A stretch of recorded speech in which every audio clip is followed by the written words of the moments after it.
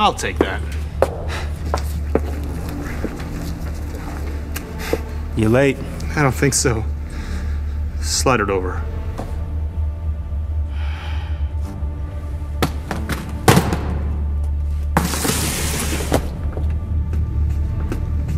You can't use it. I don't intend to. I'll let my client sort that out.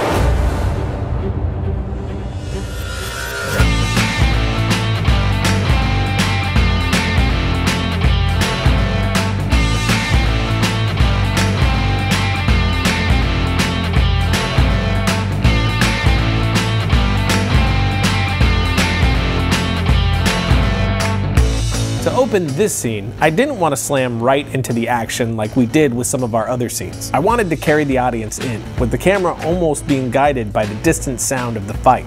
For me, this was the best way to establish the feel and the location for our scene. So for this opening shot, we wanted this really long swooping movement where the camera brings you over the auditorium, onto the stage, up into the rafters, where we then find the action. Now traditionally this would have been done with a techno crane or some really long jib arm or boom arm with the camera on the end of it, with a multi-man crew sweeping the camera around and up. With the Inspire 1 Pro and just a two-man team, we're able to pull off a more dynamic move, pull focus, frame the shot, and of course we're capturing the whole thing in RAW thanks to the X5R. The reason it was important for us to shoot with the X5R for that opening shot is because the whole rest of the episode was shot with the RED Dragon, and the quality of the RAW footage from the X5R allows us to seamlessly match those two cameras together in post. One of the key features the Inspire 1 Pro has in order to pull off a shot as smooth and as safe as this indoors is the vision positioning system. When flying indoors, the Inspire is unable to connect to GPS for stable flight. So by turning on the vision positioning system, it activates two sensors on the bottom of the Inspire, which allow for stable flight indoors. After we knocked out our opening shot, which we were able to get pretty quickly and move on thanks to the Inspire, we moved on to what took up most of our day, the high falls. As excited as I was to shoot these moments, I also knew it would be a lot more complicated than anything else we were going to shoot that day. Ready at 3, 2, 1, go!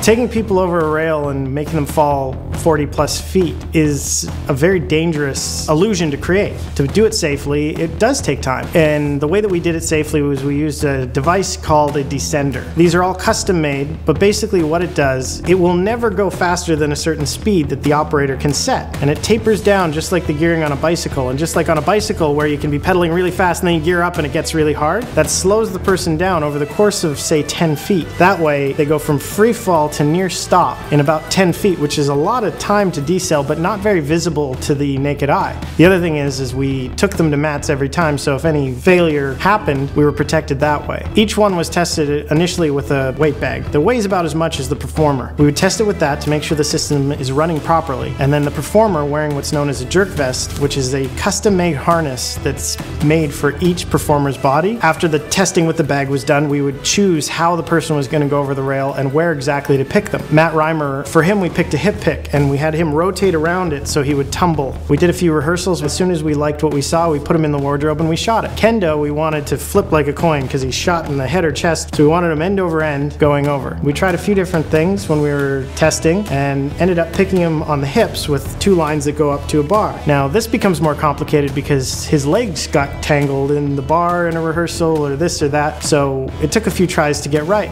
But once we got it right, I think we got something that was really interesting. Stunts are all about safety. It's not about danger. We try to minimize any risk we can, and one of the best ways to minimize risk is to stop doing the risky thing. So we did it as few times as possible and moved on. Action.